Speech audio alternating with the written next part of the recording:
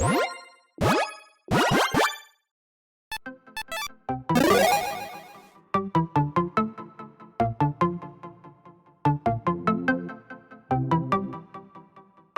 everyone, Mitch coming in from the Commander's Core Studio. Welcome to the show. So on today's episode, I've got a fun one for you. I'm going to be talking about expert level commanders that are so worth it and absolutely dominate when played correctly. Now, let's jump into them after I tell you that there's of course a handy dandy card list link in the description below in case you're interested in any of the cards of this episode. Now, let's jump into it. First up, Mishra. Now I'm talking about old school Mishra. Artificer Prodigy, a 4/4 human artificer for 4 mana in Grixis. Whenever you play an artifact spell, you may search your graveyard, hand, and or library for a card with the same name as that spell. Put it into play. You search your library this way, shuffle it. This is one where it looks like it is built entirely not for Commander, right? Because Commander is a singleton format. You literally can't use multiple of the exact same artifact, essentially. That being said, there are some weird things that you can do with this. Cards like Blood Funnel, cards like Possibility Storm, things that actually make it so that your little artifact that you just cast is maybe somewhere else, maybe in your graveyard, or maybe in your library by the time this resolves, allows you to essentially re-get that artifact out. And you can do some really weird things with that, essentially, and really take advantage of some really strange rules in Magic.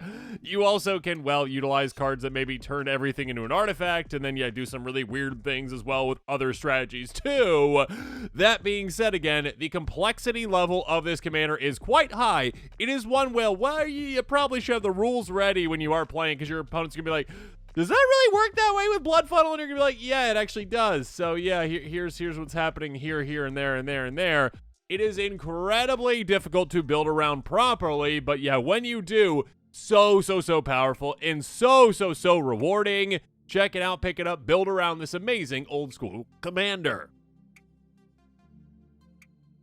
Moving on, Mairsil the Pretender, a 4/4 human wizard for 4 mana in Grixis, exact same mana cost as Mishra, but a very different type of commander, because when this enters the battlefield, you may exile an artifact or creature card from your hand or graveyard, put a cage counter on it.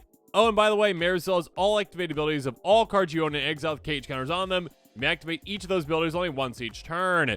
This one can get quite complex because, well, the amount of abilities that you can just shove onto this commander is pretty insane. You are able to essentially go, hey, yeah, you get to do this. You get to do that. You get to do all of the things in the world. You can take advantage of some really weird abilities, some very strange abilities, some very odd combinations, and being able to go, yeah, okay, wait, here's my giant swath of cards that I have that have cage counters on them.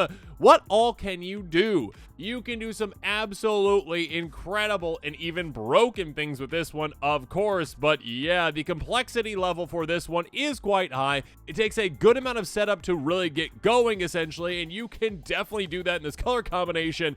Plenty of ways to, tutor things maybe into your hand, or of course your graveyard in this color combination. And when you do, you're like, oh yeah, okay, you're in play. Okay, cool. Blink, you get another one. Blink, you get another one. Maybe even utilize an ability that blinks like an Aetherling to get another one. You're able to really stack up those cage cards and stack up those abilities and utilize them to perfection with your expert level building and expert level play. Next up, Oswald Fiddlebender. You really need to know your deck back and forth, left and right. You need to know it cold with this kind of a commander because, well, it's a tutor-style commander, a 2/2 Gnome Artificer for 2 mana. Pay a single white mana, tap, sacrifice an artifact, search life for an artifact card, mana value equal to 1 plus the sacrifice artifact's mana value. Put on the battlefield, then shuffle. Activate only as a sorcery. Now, this can definitely be a pod-style commander, essentially, but it also is just one where it's like, okay, I'm a toolbox commander at heart, where you need to know, again, literally what you have in your deck at every single mana value. And depending on the situation that you're in, what you should go and get, what you need to do, how you are building your strategy, how you are making sure that you can actually maybe untap this multiple times in a turn to get to the card that you really need, essentially, to get it into play, to dominate your opponents again with what many do consider to be the weakest mono color, mono white. So you need to prove your opponents wrong with your expert level deck building, expert level playing, and domination with this commander, which is definitely possible because, again, The high ceiling for this one is a lot of potential and a lot of power. You just need to know how to do it. And again, you need to know your deck back, forth, left, and right, because when you're making a decision, well, you need to not take like 30 minutes and be like, well, let me look through every single one of my cards so I can play this 3-mana artifact maybe at some point. Yeah, your opponents really might just leave the table if you're doing that. But yes, know your deck, play it well, and Oswald Fiddlebender will reward you. Next up, also in mono white, one that always gets underrated by opponents and never should be, Teshar, Ancestor's Apostle, an uncommon commander. Whenever you see that, players are like, well, it's only uncommon. Yeah, I'm pretty sure this one actually used to be a rare at one point, but got downgraded. That being said, its ability is anything but uncommon. A 2/2 bird cleric with flying for 4 mana in white. Whenever you cast a historic spell, return target creature card, mana value 3 or less from your graveyard back to the battlefield. And of course, the reminder, artifacts, ledgers, sagas are historic. And the one that matters is sagas. Just kidding. Legendaries, okay, maybe. But no, artifacts is what matters. Because artifacts are one of the most broken things in Magic. One of the most breakable things in Magic. And you can do some absolutely disgusting things with this one that are quite complex. You are able to essentially, well, I mean, utilize a bunch of combos, obviously, but also have other lines of play where you're like, yeah, there's some really weird things going on here. I need to make a lot of decisions in a single turn, and I need to be able to do that, again, within the shell of a mono-white deck, obviously, which does have, well, some limitations to it. That being said, the sky is the limit for this one. Literally, it has flying. But the sky is the limit for this one because you've got so much raw potential if you build your deck properly around this and you understand the lines of play that you need to utilize for this kind of a commander, for this kind of a recursion strategy, for this kind of reanimation strategy with artifacts. It is so much fun. It is so powerful. And it is so underrated by your opponents when it definitely should not be. Moving on, Garna the Bloodflame. Yeah, players don't even realize what this one can do until it is way too late for them. A 3/3 human warrior with flash for 5 mana in Rakdos. When it enters the battlefield, return to your hand all creature cards in your graveyard that are put there from anywhere this turn. Other creatures control have haste. I mean, there are certain decks out there that literally just use this for like, okay, I can flash it and get my creatures haste. Cool. Yeah, you also get a massive recursion on ETB. By the way, this can actually recur itself, which is a massive thing that many players do not understand. You play this, and let's say, okay, that's on the stack, ETB, all creature cards graveyard that are put there for anywhere this turn. Okay, I sacrifice it to my Viserys here before that resolves. Cool, now it's in the graveyard, and I get it back. There are ways to just essentially loop this, of course. There are ways to really take advantage of this. There are ways to absolutely dominate with this that players do not understand. You also can, again, just mass mill yourself. You can do a lot of other things to get a lot of creature graveyard, like sacrifice your entire team. And then all of a sudden, you play this, you sacrifice it, you get that, and everything else back to your hand. And maybe you've got some creatures. I built an entire deck around this, and it's a lot of fun. Maybe you've got some creatures that maybe give you mana back when they come into play, or when you sacrifice them for mana. Then you can just keep looping things and doing some absolutely crazy shenanigans. Yeah, there's a lot of crazy, amazing things that you can do with this one. And again, players underrate it and players don't understand it. And yeah, the build level on this is definitely a higher tier. But when you do build it properly, when you do execute it properly, it is so incredibly rewarding because you can do some really crazy things again with an uncommon commander that no one remembers even exists. Have fun with this one. Moving on, Parnesse the Subtle Brush, a 4/4 vampire wizard for 5 mana in Grixis. Whenever you or a permanent you control becomes the target of a spell or ability opponent controls, counter unless that ability plays, 4 life. It's basically ward for life. And whenever you copy a spell, up to one target opponent may also copy that spell. They may choose targets of the copy. This is very much a commander that requires a high level of precision, not just for deck building, but of course, for politics. And that always raises the bar. Because, well, I'm going to be honest here, I am not all that good at politicking in Commander. I'm okay at it, but there are definitely players out there that are much better than I am that run circles around when it comes to politics, and then well, they end up winning because, well, hey, politics are very important in a multiplayer game. If you can convince other people to do your dirty work for you, like this commander can definitely do, you can get so many advantages throughout the game, some incremental growth throughout the game that you can take advantage of that your opponents are not. This is one that really solidifies that because, again, literally, if you're copying a spell, up to one target opponent may also copy that spell. You get to choose. You don't have to let any other player copy a spell. Why, in a game of Magic, would you ever let someone else just get something for free? Well, nothing is free in life, right? Again, with this kind of a commander, you are politicking. You are saying like, hey, okay, I've got 3 opponents. I'm copying the spell to get extra value out of it for myself. But who else would like it? Would anyone else like a copy of this spell? What can you offer me for that? So again, the level of precision that you need when it comes to crafting your different deals that you're running throughout the game, when it comes to crafting your strategy on this commander, is very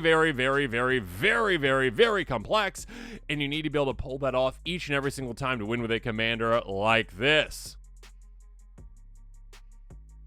Moving on, the Gitrog Monster, yet another level commander that is just, well, it's quite up there. It is a commander where you're like, hey, okay, this is how this works. Let me pull up this giant spreadsheet to show you how it all works. You have to know your deck left, right, and center as well.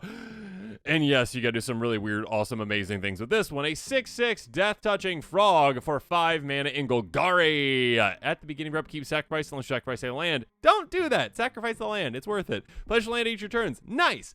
Oh, by the way, whenever one of our lands are put in your graveyard from anywhere, draw a card. Literally anywhere. That means that, hey, if it hits your graveyard from the battlefield, cool, good for you. Hit your graveyard from your library, good for you. Hit your library from your hand, graveyard from your hand. That also is how that works. So yeah, some discard outlets, some maybe a deck more salvage type card. You can do some absolutely broken, amazing things with this one, all while taking advantage of some loops that you can create, all while taking advantage of some shuffle tightness type cards, or like, you know, the other kinds like Vigor, that kind of stuff too. You need multiple of those, which is great too, and I built an entire deck around that, but you need to be able to understand how all of this works and illustrate it to your opponents too, because it's not the most simple thing where it's like, yeah, okay, I discard this, and all of a sudden I dredge 2, and then all of a sudden I get that back, and all of a sudden this happens, and by the way, oh, and I got to shuffle my library now? Okay, cool. You can do some absolutely cool things with this one. You can meld some really weird strategies around it, and you can really dominate with a commander that is absolutely disgusting, like the Gitrog Monster. Next up, Tasigur the Golden Fang. Now, kind of like Parnesse, this one is a commander that some actually might not realize is very political, but it is very political, and you need to make a lot of interesting decisions throughout the game with this one. A 4/5 Human Shaman for 6 mana in black, but you're never going to pay that. Also, by the way, it's a Sultai commander. It's got Delve.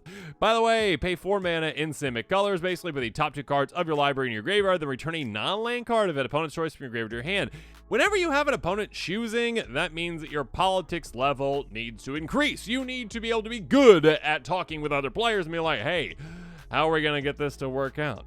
You can utilize a lot of different strategies around this one, but one could just be like a control type strategy where you're like, okay, hey, find the player that is at the least advantageous position, other than myself, essentially, and say, okay, hey, you know what, that other player over there, oh, their board state's looking really scary right now. Hey, if I activate this ability, will you give me back one of these couple cards? Because what's going to happen is I'll utilize that against that other player. Cool, all right, awesome.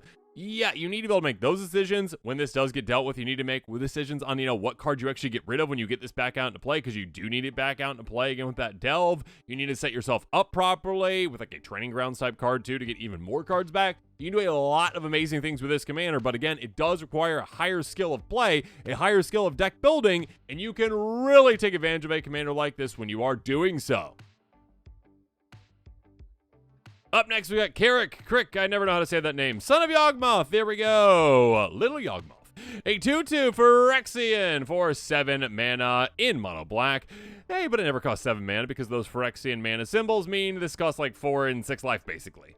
Lifelink, for each black and a mana cost, you may pay 2 life rather than pay that mana. Actually, I said mana cost. It's any cost, really. Whenever you cast a black spell, put a counter on Crick, son of Yawgmoth, and all of a sudden, well, this is a Phyrexian mana deck, basically, is what you are doing with this kind of a commander. And with that, you can do some really weird things because, kind of like I slipped up earlier, some players might think that it's only like, oh yeah, the spells I cast cost less. I can just pay life instead. Cool. All right, awesome. That's already a broken, amazing thing.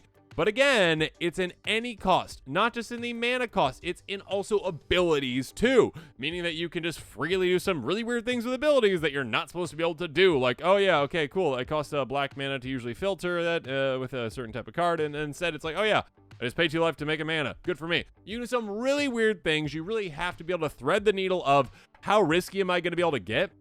How much life am I willing to lose? Because I am going to be going into the red so often that I have to know that I can get back out of it, or I can life swap another opponent, or I can gain a ton from like a Gary coming into play. You are really, really putting the pedal to the metal with a commander like this. You are going super fast. You're making a lot of quick decisions, and you are deciding, well, how low am I willing to go? How low can I get my life total while still feeling comfortable? So this is a commander that does require some really cool deck building, does require a higher level of play when it comes to actually, well, pulling it off. And then also it's one that requires, well, a willingness to risk it all. And finally, I love you, Myojin of Seeing Winds. You are such a cool commander that was never intended to be a commander. I mean, back in the day anyways, but it is one where it's like, yeah, players don't even consider the Myojin in general because the way that they're actually worded. A 3/3 spirit for 10 mana in blue. 10 mana in blue. And I will tell you right now that literally when you play this, it does nothing the first time that you play it. Basically nothing at all. Unless you've got a way to get it from your, commands on your hand. That being said, it comes into play with a divinity counter if you play it from your hand. Again, literally that line right there takes it out of the running for basically 95, 99, whatever, a lot, percentage of commander players out there. They will not build around this at all, and they are mistaken because it's amazing. Hey, it's got an indestructible counter on it, or indestructible as long as it's got a divinity counter on it. Remove a divinity counter from it. Draw a card for each permanent you control. That is an insanely cool and amazing effect. That you just go, oh yeah, I've got like 12 things in play. Cool, I remove a counter. I draw 12. Absolutely bonkers. Now, with this kind of a commander, again, you actually need to kind of play a mini game within this to literally go, okay, I need to get this out. I need to either bounce it back to my hand and replay it from my hand so I can get that counter on it, or maybe just clone it. That's another way to do it as well. You play it, you clone it, you all of a sudden get a copy of this that has that divinity counter on it. You lose the original, that's fine, but you got the divinity counter. And then from there, you need to proliferate so you get more counters on it. Then you can start removing those counters. Then you can start playing things that maybe untap things to get you more mana to even do that again and again and again and again and again. You can do some absolutely disgusting, amazing, awesome things with this one, but players, again, think that, oh, this was not meant to be a commander. I shouldn't build around this kind of a thing. That'd be too hard to do. No. I urge you, build around this one. It's an absolute blast. It is a challenge, but come on. Don't you need a challenge these days versus, what Wizards does sometimes with some of their commanders? They're just like easy, out of the box, just like, yeah, okay, this does all the things. This like, no. You got to pay 10 mana for a 3/3 first, and then you can work your way through that to actually make this work. Such a fun, challenging commander. And with that, this episode is coming to a close. Comment below with your thoughts on it. And of course, as always, thanks again and have a good one.